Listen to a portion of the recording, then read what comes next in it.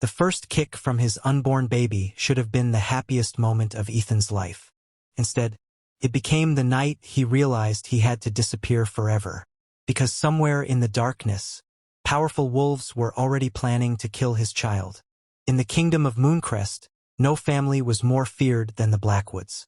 For generations they had ruled the werewolf world with strength, wealth, and absolute authority. Every alpha bowed before them. Every beta obeyed them. Every omega knew better than to stand in their way. Damien Blackwood was the only son of Alpha King Victor Blackwood and the future ruler of Mooncrest. From the day he was born, his life had already been decided. He would marry for power. He would unite packs. He would never be allowed to follow his heart. But fate had other plans. During the Winter Moon Festival, Damien met Ethan Carter, a gentle 23-year-old Omega who worked as a healer's assistant. The moment their eyes met, their wolves recognized each other. Mate, no force in the world was supposed to separate true mates. Against all expectations, Damien fell deeply in love. He secretly visited Ethan every night beneath the ancient moon tree. "I don't care what my family says," Damien would whisper as he held Ethan close. "When I become alpha, you'll stand beside me." Ethan believed him. He had never wanted riches or status. He only wanted Damien. Months passed. Their love grew stronger. Then one quiet morning, Ethan fainted while gathering healing herbs. The village healer smiled gently after examining him. "Congratulations. You're carrying a healthy alpha pup." Ethan's hands immediately covered his stomach. His eyes filled with tears of happiness. "Our baby." He couldn't wait to tell Damien. He imagined Damien lifting him into the air with excitement. He imagined decorating a nursery. He imagined watching Damien become a father. Instead, his dream died before sunset. When Damien told his parents about Ethan's pregnancy, the royal palace exploded with anger.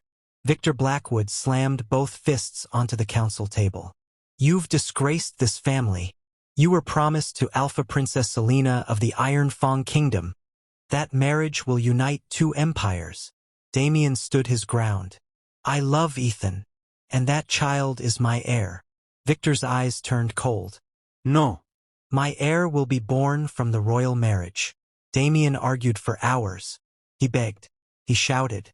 But every word was crushed beneath his father's authority. Finally, Victor spoke with terrifying calmness. "You have until tomorrow.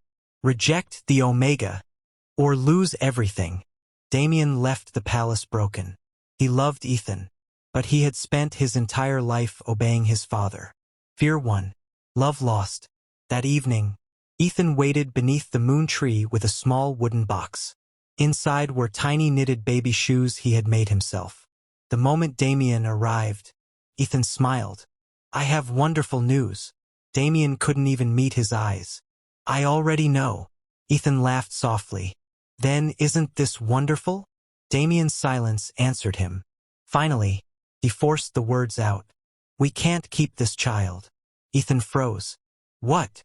"Our relationship is over." The tiny wooden box slipped from Ethan's hands. The baby shoes landed in the dirt.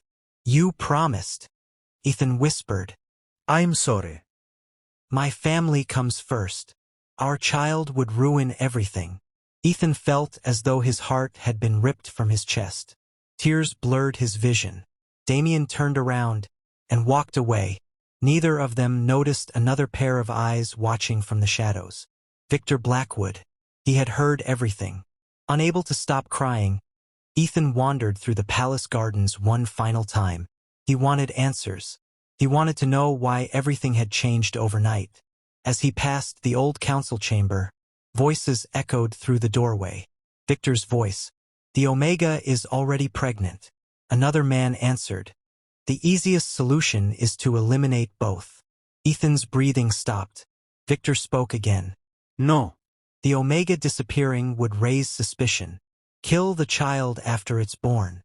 If necessary, kill them both. Ethan nearly screamed.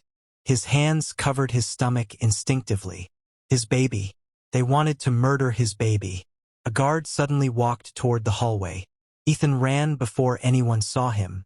He didn't stop until he reached the forest beyond the palace. Rain poured from the sky. His whole body shook. Damien hadn't just abandoned him. He had unknowingly left Ethan and their unborn child defenseless against monsters. For the first time, Ethan understood something terrifying. If he stayed, his baby would die. That same night, without returning home, without saying goodbye to anyone, Ethan disappeared. He left behind his house, his belongings, his friends, even his family name. Before sunrise, he sought out an old rogue witch living deep within the forest. The elderly Omega listened silently before opening an ancient wooden chest. Inside lay rare herbs and forbidden potions. "There is one way to survive," she said, "but it comes with a price. I'll pay anything. You must erase Ethan Carter forever." She handed him a vial. "This will hide your scent. No tracker will find you. Burn every document. Destroy every photograph. Never speak your real name again. If the Blackwoods find you, your child dies." Ethan looked down at his stomach. A tiny life depended entirely on him. He nodded. "My name dies tonight." The witch watched as Ethan threw every memory of his old life into the fire. His identification papers, letters from Damien, their photographs, even the necklace Damien had once placed around his neck. The flames consumed everything. When the last ember faded, Ethan Carter no longer existed. A new man stepped out of the cabin before dawn. His hair had been cut short. His scent was completely different.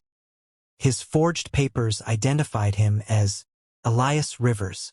With one small bag, a frightened unborn child, and nowhere to call home, Elias crossed the border into another kingdom, never once looking back, because he made himself one promise. "Even if I have to spend the rest of my life running, no one will ever touch my child." If you were Ethan, would you have told Damien about his father's murder plot before disappearing? Or would you have run without trusting anyone? Drop your thoughts in the comment. Don't forget to like, share, and follow turn on UR notifications so you won't miss the next one.